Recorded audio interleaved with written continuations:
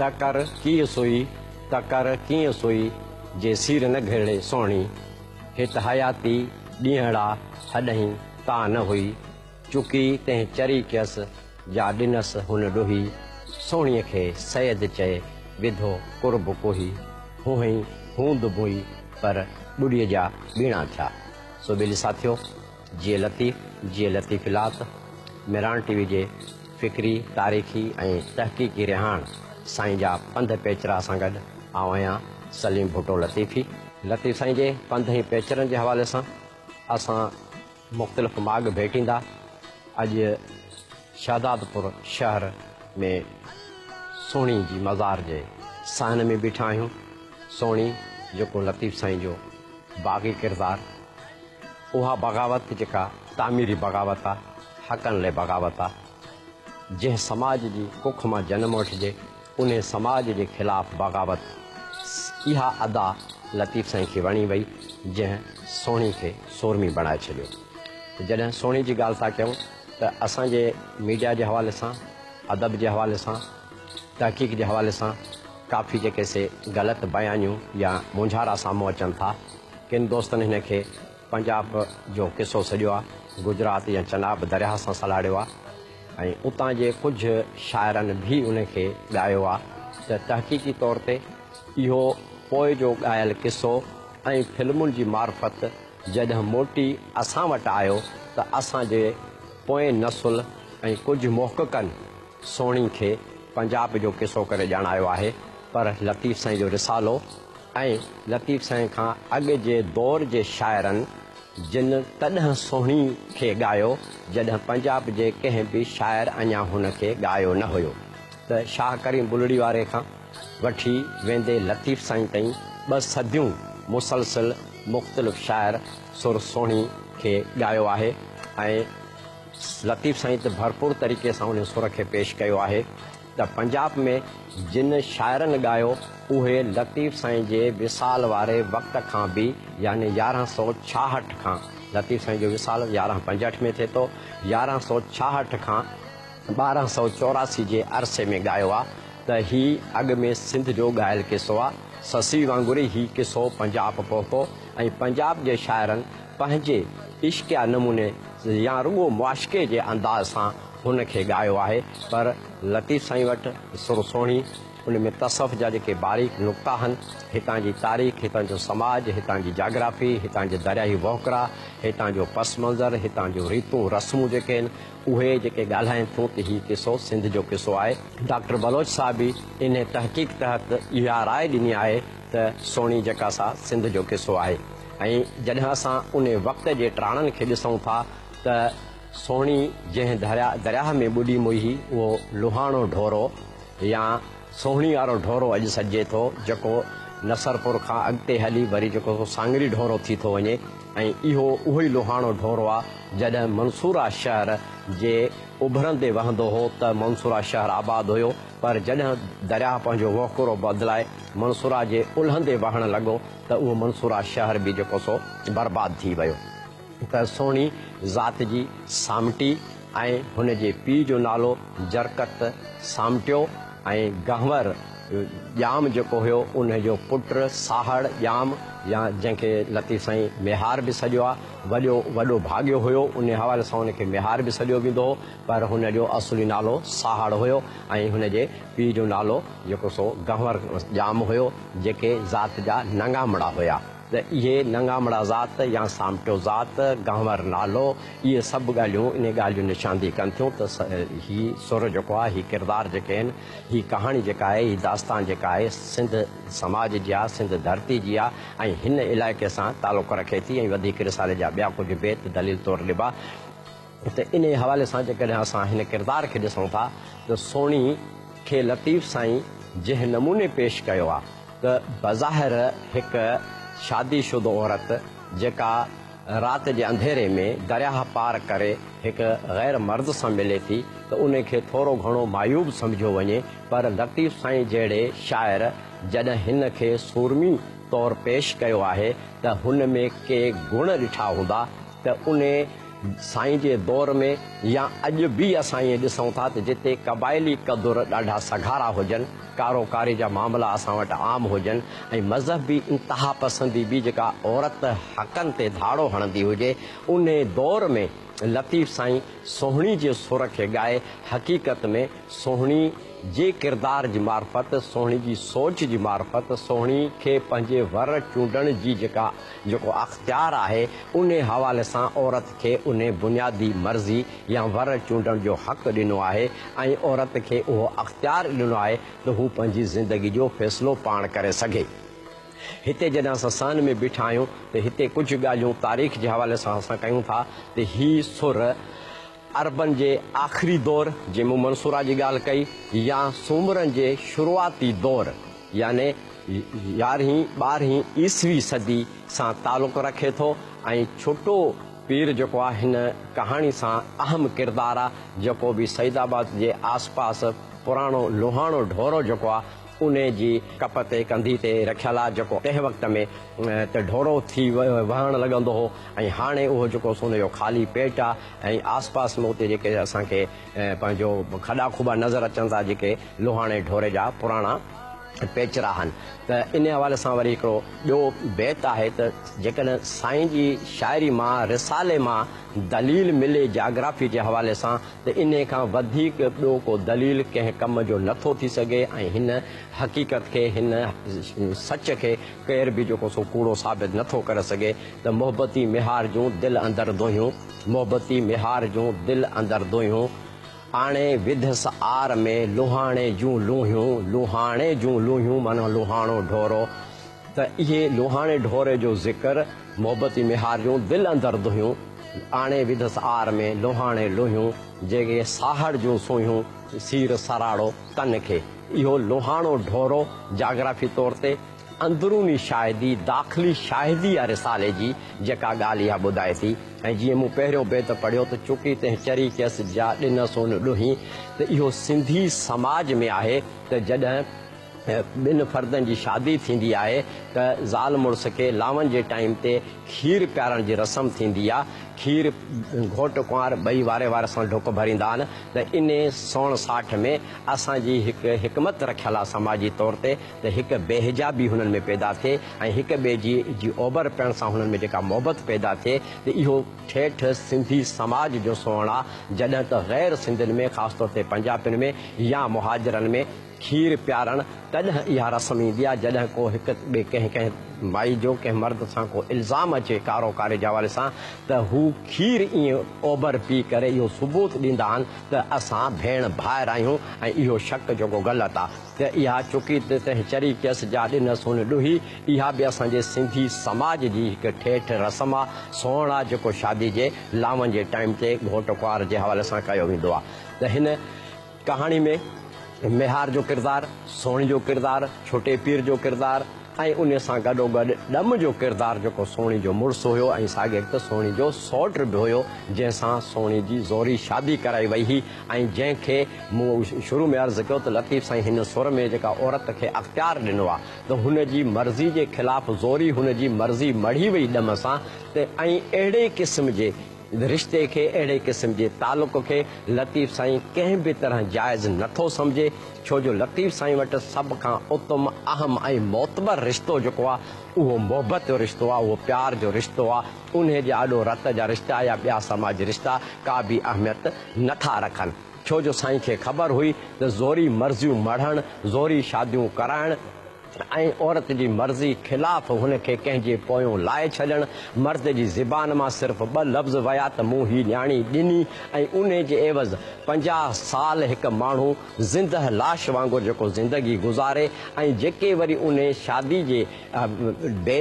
जोड़ शादियुनि जे हवाले सां जेके बदमग़ज़ियूं ऐं पेचीदगियूं पैदा थियनि, उन जो ॾोह बि हुन कमज़ोर औरत जे खाते में रखियो वञे। त लतीफ़ साईं इन पूरे पंहिंजे दौर में ऐं तारीख़ जी रोशनी में जेको औरत सां थींदड़ ज़ुल्म ऐं ॾाढ हुयो इन रिश्तनि में ऐं मर्दाने समाज में या मज़हबी क़दुरनि जे हवाले सां या क़बाइली क़दुरनि जे हवाले सां उन सॼे पस मंज़र खे मजबूर ऐं कमज़ोर ऐं बेवस औरत खे साम्हूं रखी इहो जेको सुर ॻायो ऐं इहा बाग़ियाना रवश जेका सोणी जी उहा लतीफ़ साईं खे वणी, जंहिं करे हिन खे सुरमी करे पेश कई। हिते इन सां गॾोगॾु थोरी ॻाल्हि तारीख़ी कंदा हलूं त मुंहिंजे साॼे हथ ते मुख़्तलिफ़ बुठियूं आहिनि। हिकिड़ी बुठी अवाइली दौर में हिते ख़बर पई असांखे त सोढरा फ़क़ीर जेके साईं जा रागी आहिनि उन्हनि जी कुरमा हुयो जेको पहिरियों हिते अची मुतवली थियो। उन खां पोइ असांखे हिते ॿ क़बरूं ॿियूं मिलनि थियूं, इमाम बख़्श ख़ासकेली ऐं उन जो पुटु मोहम्मद यूसुफ ख़ासकेली, उहो बि ॿई विसाल करे विया आहिनि। ऐं मोहम्मद यूसुफ ख़ासकेली जेको आहे उन जी जेका घरवारी आहे अम्मा चना ख़ासकेली जेका नाचाकी जे हवाले सां असांखे अॼु मौजूदु मिली न सघी आहे, त जेका पंहिंजे हिन हाल में बि हिन माॻ ते सोणी जे हिन मज़ार खे सोणी जे हिन कब्रस्तान खे जेको सेवा कंदी पई हले टिनि ख़ानदाननि खां उहो जेको हिन खे संभालींदा पिया हलनि। ऐं इन सां गॾोगॾु मां हिकिड़ी ॿी ॻाल्हि कंदो हलां त फ़िक्र लतीफ़ ऐं सिंधी समाज जी औरत तरफ़ जेका रवश आहे, जेको रवैयो आहे, जेको लाड़ो आहे, जेको औरत खे मान ॾिनो वेंदो आहे, त जॾहिं असां औरत खे कंहिं वटि न्याणी करे वठी ईंदा आहियूं त 7 खून बि माफ़ थी वेंदा आहिनि। आम चवणी हूंदी आहे असां वटि त न्याणी 7 क़ुरान है, त इन पस मंज़र में शायदि ही वाहिद औरत हुजे अहिड़े क़िस्म जी जंहिं ते आङुर बि खॼंदी हुजे। पर मुंहिंजे नक साम्हूं रोड जे हुन पार सुहिणी जामे मस्जिद आहे जंहिंमें अॼु बि जेके 5 वक़्त निमाज़ थिए थी, जुमे जी निमाज़ थिए थी। इहा सिंधी क़ौम जी साहब आहे, सिंधी क़ौम जो समाजी रवैयो आहे जो हिन औरत जे पोयां हिकु जामे मस्जिद बि हिन जे नाले कजे ऐं बिना कंहिं ख़ौफ़ ख़तरे जे उते निमाज़ अदा कजे। त सोबेल साथियो, असां हिते नंढी साई वठूं था ऐं हिन ई माॻ ते वरी कंहिं ॿी कुंड पास में तव्हां सां वीचार वंडीसासीं। जीअं लतीफ़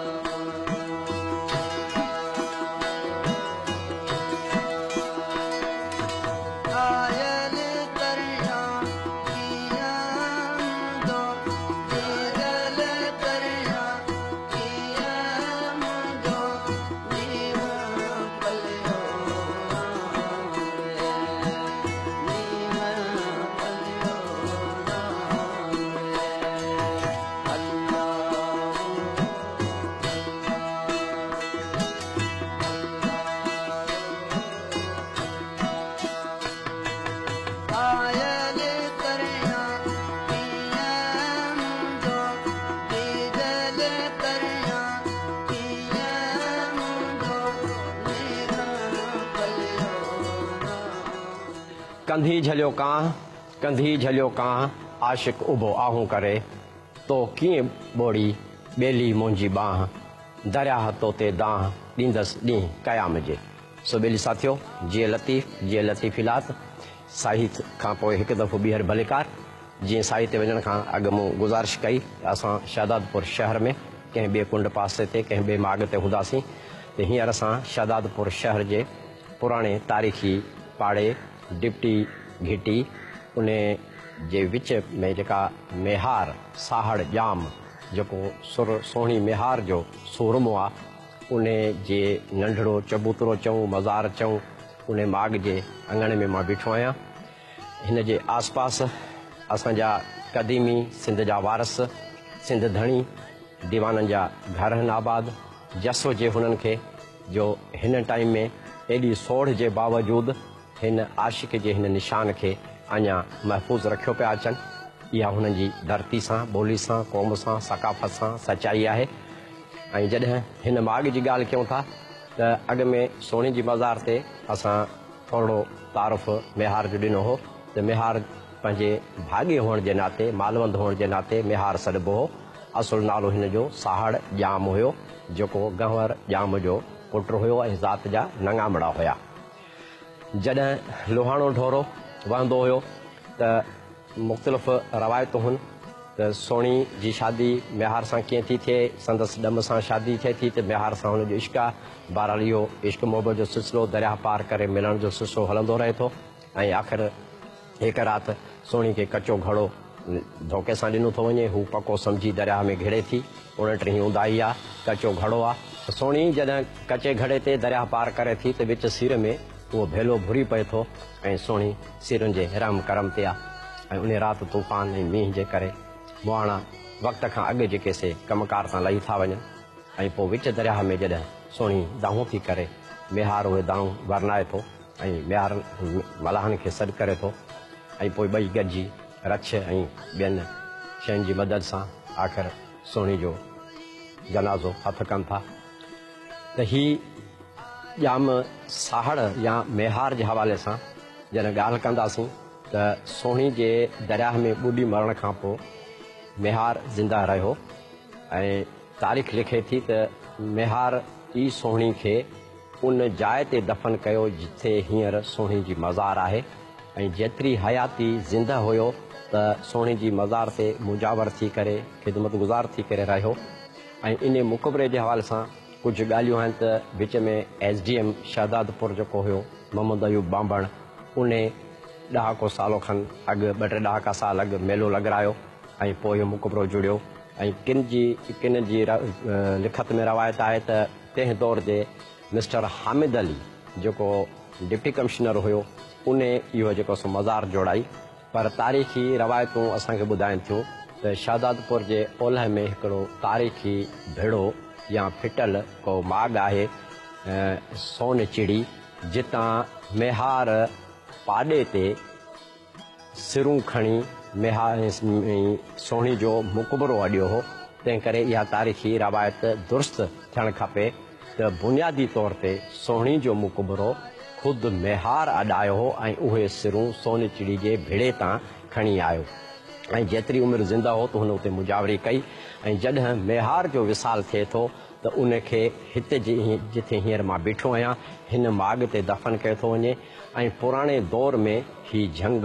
या अलह ओभायो जो मुक़ाम सॾिबो हुयो ऐं हिन जे आस पास खबड़ ऐं ॿिया जंग हुया। ऐं मुमकिन आहे लतीफ़ साईं खां 250 साल अॻु जो किस्सो आहे जंहिं मूं अॻु अर्ज़ु कयो त अरबनि जे आख़िर या सूमरनि जे शुरूआति 11वीं सदी ईसी जो ही किस्सो आहे त लतीफ़ साईं हिन उन दौर में हिन माॻनि जो भेरो कयो हूंदो, जिन आशिक़नि खे, जिन सूरमनि खे पंहिंजे कलाम में जाइ ॾिनी आहे, जिन जी मार्फत अलामती तौर ते पंहिंजो फ़िक्र क़ौमी ऐं सूफ़ी फ़िक्र पेश कयो आहे, इंसान जो फ़िक्र पेश कयो आहे, त उन्हनि सूरमनि जे यकीननि माॻनि ते भेरो कयो हूंदो। ऐं तॾहिं हिते वॾो वसी मैदान हो ऐं जीअं मूं ॻाल्हि कई त अलह ओभायो जो क़ब्रस्तान या मुक़ाम सॾिबो, हिते खबड़ हूंदा हुआ। वक़्त ऐं हालतुनि सां हिते सोड़ थींदी वई ऐं हींअर जॾहिं हिते बीठा आहियूं त सकाफ़त खाते जे हवाले सां या सिंध हुकूमत जे हवाले सां लखें रुपया करोड़ रुपया ॾेई जेके से फंक्शन कया वञनि था, शो कया वञनि था, उन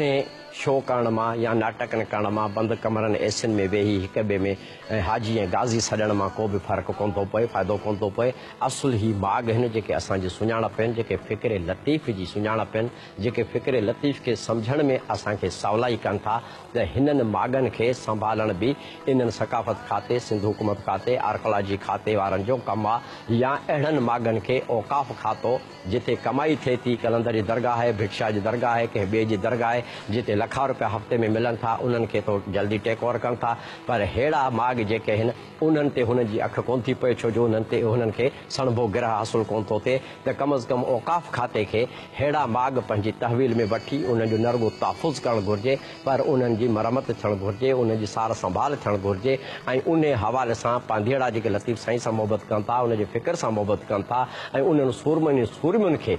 पुछनि था हिक ॿिए खां असां त ईअं सम्झो जॾहिं लतीफ़ साईं जो रिसालो पढ़ूं था त उंदा में हथौराड़ियूं था हणूं पिया त उहे किरदार उहे माण्हू उहे अज़ीम इंसान केरु हुया किथे हुया हुनजो हसब नसब छा आहे हुन जी ज़ात छा आहे त असां लाइ का बि राह कोन थी मिले पर साईं जहिड़ो अज़ीम माण्हू ख़याली हवाले सां ॻाल्हियूं कोन कयूं हुन मुशाहिदाती ॻाल्हियूं कयूं तजुर्बाती ॻाल्हियूं कयूं पाण घुमी फिरी सैर सफ़र करे उहे ॻाल्हियूं कयूं ऐं उहे ई पंध पेचरा साईं जा वठी जॾहिं असां हलूं था त असांजा ॾाढो बि माॻ अचनि था त हेॾे फिटल हालत में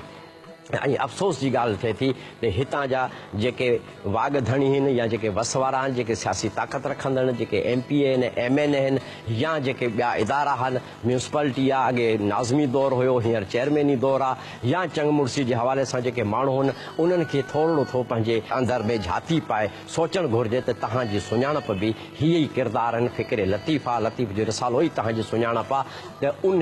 जी दरगाह में उन जी अङण में मेहार जे अङण में ही सरकारी स्कूल मंज़ूर करणु ऐं उन जी DPC भरिजी वञणु उन में जेको सो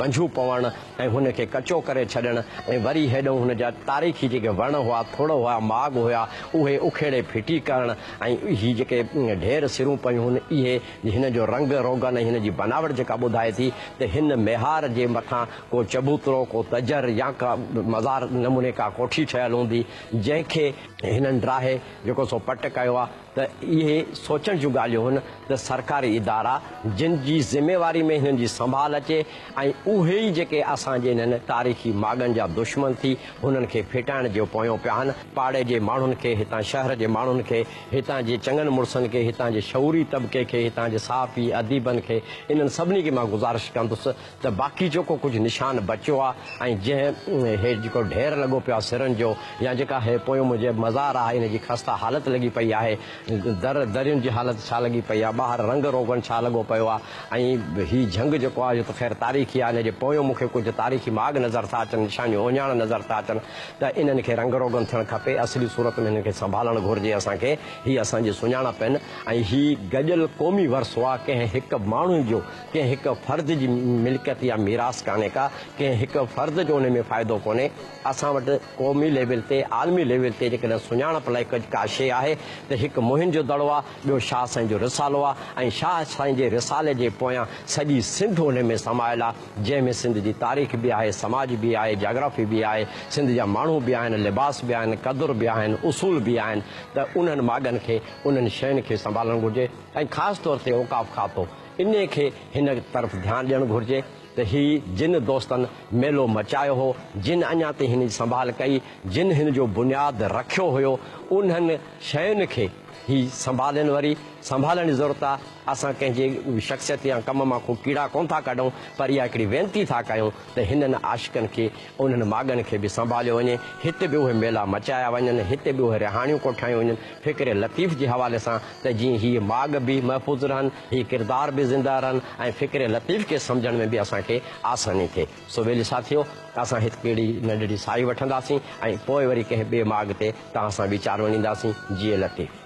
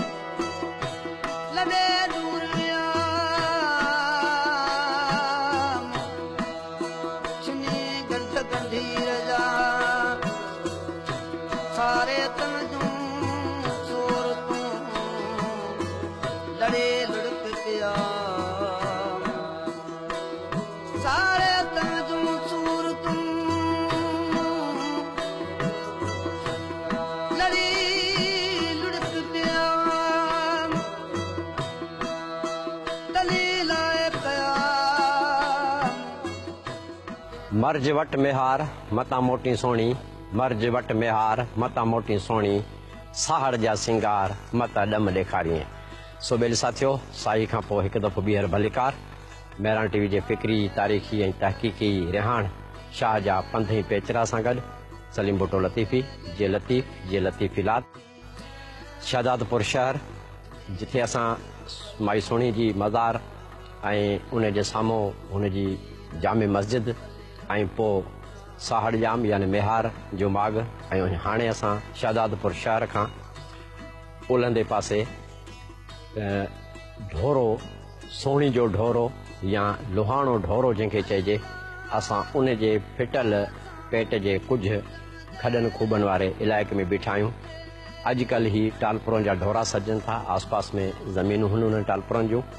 ऐं मुंहिंजे साॼे हथ ते अञा हिन ढोरे जी ड्रेग वेकर जंहिंखे चइजे उहा अञा वधीक हुई ऐं अॼु बि हिन ढोरे में गाह जे हवाले सां माल मता जे हवाले सां उहे ई सोणी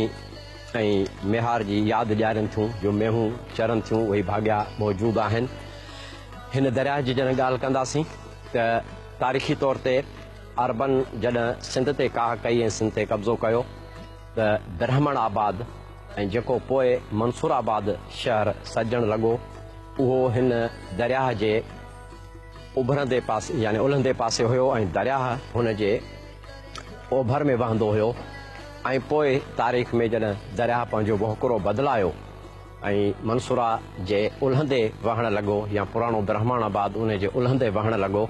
त ही मंसूरा शहर या ब्रह्मणाबाद शहर जेके से पंहिंजो ओज विञाए वेठा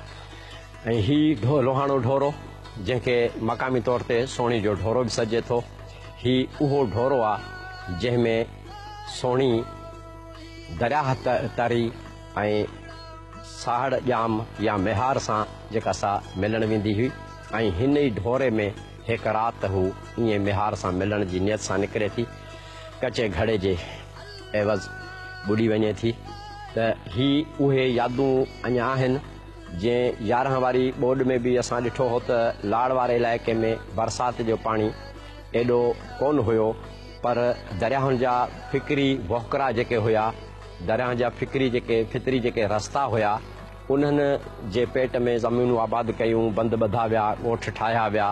त पाणी जे वहुकरनि खे उहे जेके फितरी रस्ता न मिलिया त पोइ उहो पाणी जेको सो ओवरटॉप थियो या ईअं सम्झिजे त पलटिजी पियो ऐं पोइ काफ़ी आबादियूं ऐं ज़रई ज़मीनूं बि ॿुॾी वयूं त हिननि ढोरनि जे हिसाब सां आबकलनि जे मौसम में या ख़ासि तौर ते बरसाति जे मौसम में बि पाणी बीठो हूंदो आहे। 10 पतनि जे हवाले सां ही सैदाबाद खां मथां वठी काकनि जा जेके ॻोठ आहिनि उन खां वठी शहजादपुर ताईं ऐं वरी हाणे जॾहिं दरिया बिल्कुलु शहजादपुर जो बि ओलहंदो पासो हाला ऐं खां बि मथे अञा चढ़ी वियो त ही माग जेके से लटजंदा पिया वञनि पूरबा पिया वञनि उन ते कब्ज़ा थींदा पिया वञनि त ही माग हिन जेके असांखे उन जाग्राफी जे हवाले सां कम अज़ कम ॿियो कुझु नथा करे सघूं त उन्हनि खे चरागाह जी हैसियत सां या कंहिं ॿी निस्बत सां बि उन्हनि खे महफ़ूज़ करे सघिजे थो पर हिननि ते कब्ज़ा करणु या उन में आबादियूं करणु या उन्हनि में ॻोठ ठाहिणु इन्हनि शयुनि खां जेको सो परहेज़ कयो वञे। वरी बि वसवारनि इदारनि जी ॻाल्हि आहे ख़ासि तौर ते इरीगेशन डिपार्टमेंट या ज़राई खातो जेको आहे उहो ऐं ही लोहाणो ढोरो हिन जी इक़्तिसादी अहमियत इहा हुई जॾहिं ही मंसूरा जे उभरंदे पासे वहंदो ब्रह्मणाबाद जे उभरंदे पासे वहंदो त जॾहिं मोहम्मद बिन कासिम सिंध ते काह कई हुई त हिजाज़ बिन यूसुफ हिन खे इन बुनियाद ते इजाज़त ॾिनी 2-3 दफ़ा मिंथ करण खां पोइ सिंध ते काह त ख़िलाफ़त जे दौर खां थींदी रही हुई पर आख़िर हिजाज़ बिन यूसुफ यानी उमवी दौर में जॾहिं काह कई वई कासिम खे मोकिलियो वियो त पहिरियों सुवाल हिन ते इहो रखियो त हिन मुहिम ते घणो ख़र्च थींदो ऐं उन जे एवज़ घणो असांखे आमदनी मिलंदी त तॾहिं का तारीख़ किताब सियाह या ख़ुदि अरबनि जूं तारीख़ूं लिखनि थियूं त जेको हिन मुहिम ते ख़र्च थियो ऐं जेतिरा माण्हू हुआ उन जे एवज़ ब्रह्मणाबाद शहर मां मिलंदड़ हुननि खे आमदनी जेका सा तॾो के हवाले सां ख़रबनि रुपयनि में हुई ऐं ॿियो सोन ज़ेवर जेके टननि जे हिसाब सां हिननि खे हथ आया ऐं त मक़सदु चवण जो इहो त ही इक़्तिसादी तौर ते हिन लोहाणे ढोरे जी हिन इलाइक़े में तारीख़ी हवाले सां तमामु वॾी अहमियत आहे ऐं सोहिणी जे दास्तान सां जॾहिं असां छुटे पीर जो ज़िक्र कयूं था ही उहो ई ढोरो आहे ही उहो ई दरिया आहे लोहाणो ढोरो या सोहिणी वारो ढोरो जंहिंजे विच में सीर में मुसलो विछाए छुटो पीर जेको इबादत कंदो हुयो ऐं ईअं ई सोहिणी हिकिड़े दफ़े हिन जे आॾो तरी गुज़री हुई त छोटे पीर खे उन ॻाल्हि ते नाराज़गी थी जॾहिं सोहिणी मोटी पए त हुनखे चयईं त भाई तोखे इहो बि अहसासु कोन्हे त हिकु माण्हू निमाज़ थो पढ़े इबादत थो करे तूं हुनजे आॾो गुज़री वई आहीं त सोणी वराणियो त छोटा पीर मां हिकिड़े इंसान जे इश्क में एतिरी ग़र्क़ आहियां जो मूंखे इहो अहसासु नाहे रहियो त पोइ तूं निमाज़ थो करीं पढ़ी ऐं तूं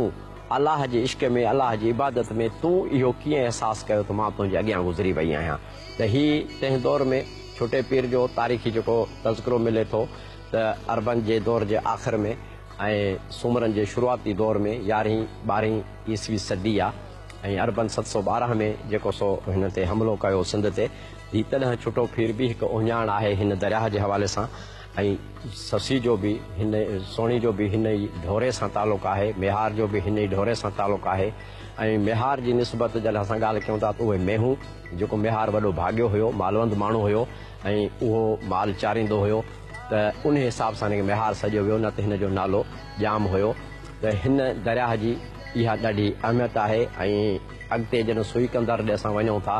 कासिम बेगलार जी जेका जागीर हुई हालांकि उहो सरसब्ज़ ऐं वसंदी वारो इलाइक़ो हो जेको समन जे दौर खां वठी ऐं पोइ अरगोन दौर में कासिम बेगलार खे वेंदे मुग़ल दौर ताईं उहा जागीर रही जंहिंमें सुई कंदड़ वारो इलाइक़ो अची थो वञे जेको लतीफ़ साईं ॼम बाग़ बि आहे त हिन ढोरे जा उहिञाण उतां बि असांखे मिलनि था ऐं हींअर टंडे आदम शहर झोल शहर खां थींदो नसरपुर ताईं ऐं नसरपुर खां पोइ अॻिते हिन ई ढोरे खे सांगरी ढोरो सॼो थो वञे ऐं सांगरी ढोरो अॻिते हली मातली ताईं ऐं मातली खां मथे बदीन ताईं वहे थो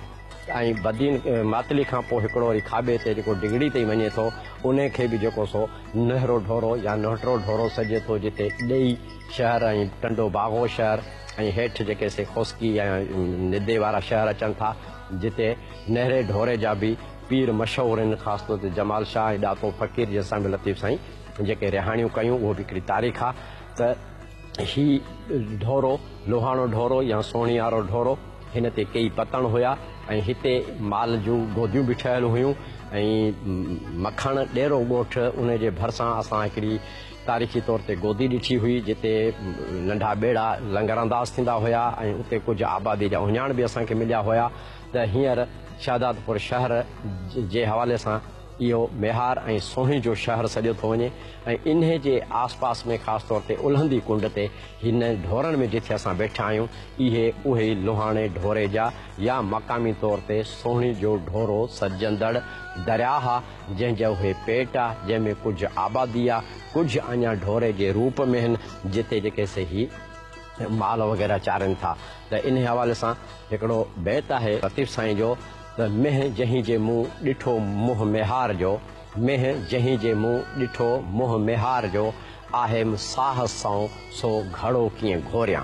त साथियो जॾहिं असां साईं जा पंध पेचरा उनजो पीछो कयूं था उहा दग उहा लाट उहा वाट वठूं था त असांखे न रुॻो पुराणा उहे माॻ मिलनि था ऐं उन्हनि किरदारनि जे हवाले सां हुननि जी जोइ हुनजो समाज हुनजो रहण करण हुनजो आस पास तॾो की तारीख़ तॾो की जाग्राफ़ी उहा बि असांजे मुशाहिदे में अचे थी जंहिंजा उहिञाण बाक़ी के वञी बचिया आहिनि त असांखे न रुॻो उहे तारीख़ी माॻ मिलनि था ऐं तारीख़ी किरदार जी निस्बत सां के शयूं उहिञाण पर फ़िक्रे लतीफ़ जे हवाले सां बि असांखे उन कलाम खे सम्झण में झाती पाइण में जेको सो हिकु मददगार साबित थिए थी त जीअं मूं बैत पढ़ियो त सुहिणी थी चए त जंहिं घड़े जी